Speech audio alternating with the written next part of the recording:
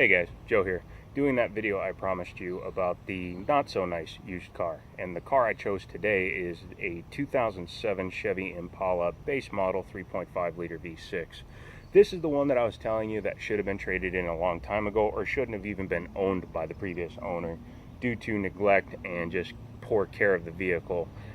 They literally destroyed its resale value. They took a car that should be worth almost 40% more than it actually is and just literally negated all its resale value.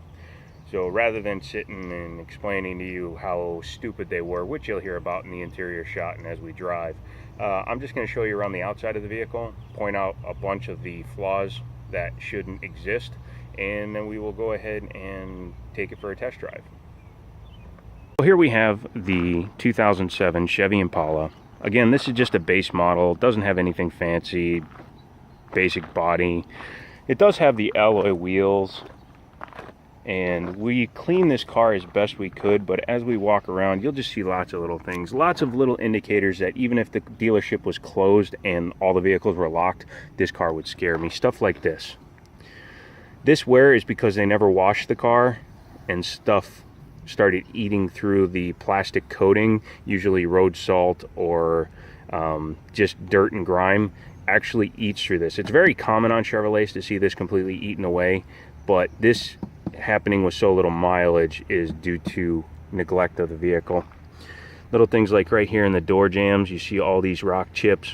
They're not rock chips, they're from them opening their door into everybody else and damaging other people's cars with their doors. Nice dent right here in the door. Actually could get popped out, I don't know why we didn't. But the paint condition on this vehicle overall, especially in comparison to that Challenger that you saw yesterday, is quite dramatic and very obvious. I mean, this car has, I don't know how well you can see that, but it's got tons of scratches, tons of scrapes. This also occurs with all these heavy scratches when you don't take care of your paint, when you do not wash it regularly, when you do not wax it regularly. You have zero protection between the elements and the paint on the car, and that's the fastest way to destroy them. As you can see, this is actually not coming off. These are scratches. I have no idea what they did here. They might have had the trunk lid open going into a low overhang, or they just threw whatever they had on top with their arm to close the trunk lid. But again, completely devaluing this vehicle. So yeah, this is a prime example to me of somebody who bought a car just to have transportation and didn't care what they did to it, or didn't care how much money they'd lose in the long run. Because if they bought this car new, it would have been in the $25,000 to $27,000 range, depending on who sold it to them. I think they got like $4 grand for it. Maybe, might have even been less. I wouldn't have put more than $2,500 on it. And if we get more than $5 grand for it, I'd be surprised. And this car should, if it was in mint shape, bring $7,500. It's got a big dent here in the hood. You can see the way the light is going. So, like I said, I don't like to influence people when they're out shopping for a vehicle.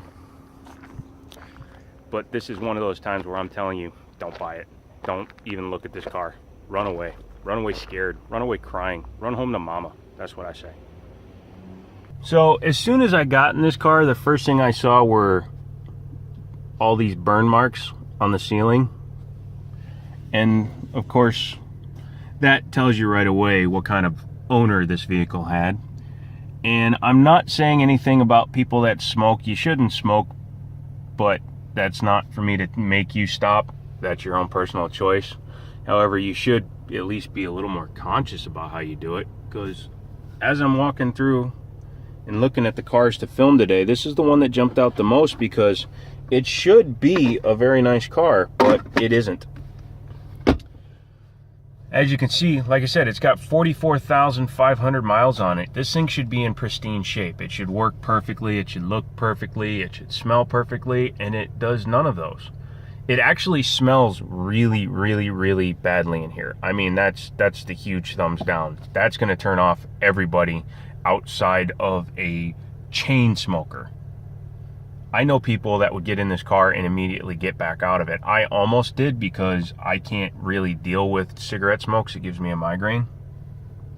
But I wanted to tough it out because this is the example that I promised you guys. But yeah, like I said, damage to the headliner. The only way to fix this is to replace the headliner in this vehicle. And that's an expensive proposition, which will never happen. Things like the center console's damaged. It's got burn marks. The seats, I mean, geez Louise, man. Look at these seats. Apparently this vehicle was completely full of trash when it came in, so the lady just did not care for this vehicle.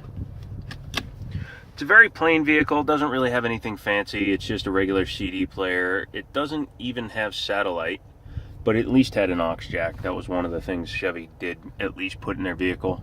Surprisingly, it does have dual zone climate control, but other than that, this is an extremely basic car.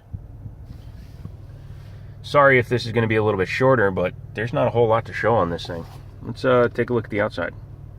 Okay, so we're going to do the test drive now, and like I was saying, this is not going to be the type of car that I'm going to really recommend to anybody. This is the type of car that will be bought by somebody who unfortunately has no other choice in the matter. Now, this is so far the highest mileage car I've driven. It's got 44,500 miles on it. The suspension feels okay, the engine sounds fine. But if the overall condition of the car is any indication as to the care that was given to it, it's probably not serviced and maintained as well as it should have been. The 3.5 liter V6 in here is the oldest option that was available at the time. And it's an okay motor. It doesn't have a lot of power. It doesn't make a ton of torque. It's just adequate. They were very hard on the brakes. It's got 44,000 miles and I can already feel that the front brake rotors are warped. Brake rotors get warped due to overusage, overheating of the brakes. What happens is that somebody either is a really bad driver or an inattentive driver, and they make constant hard stops with the vehicle. The more you do that, the more you heat up and cool down your brake rotors, and they can eventually warp. Especially if you take a long city commute, lots of start, stop, start, stop, start, stop, start, stop, and then the car sits for a long time. When the rotors and pads are basically touching each other all the time, it's going to create an issue where they're going to warp the rotors as they're cooling down. So, yeah, they were either inattentive or always on the brakes in this thing. Steering still feels all right.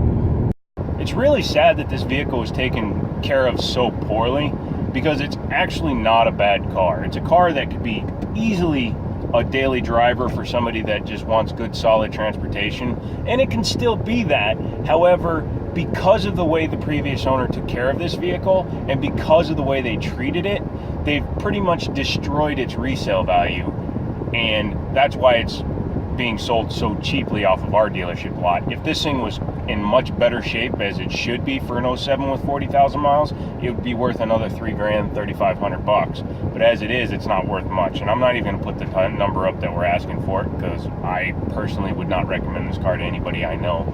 They were a heavy smoker. They were very bleh with how they kept up the inside of the vehicle, and it shows. This is not the kind of car I would feel good selling somebody. It's the kind of car I would sell to somebody that had no other choice and I could get them financed in it. That's just because I want to help somebody get down the road and keep their jobs or whatever they need to do in order to be able to, survive. But that's all this car is. It's a survival tool now instead of a nice car for somebody to own. So we're pulling back in now, and I'd like to thank Ted Britt for letting me use the vehicle. If you have any questions, please put them down below. If you have any comments, leave them down below.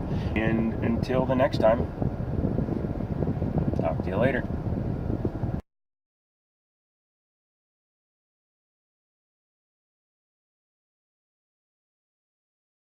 It's funny, I think my phone loves cars because it keeps on identifying wheels as faces. How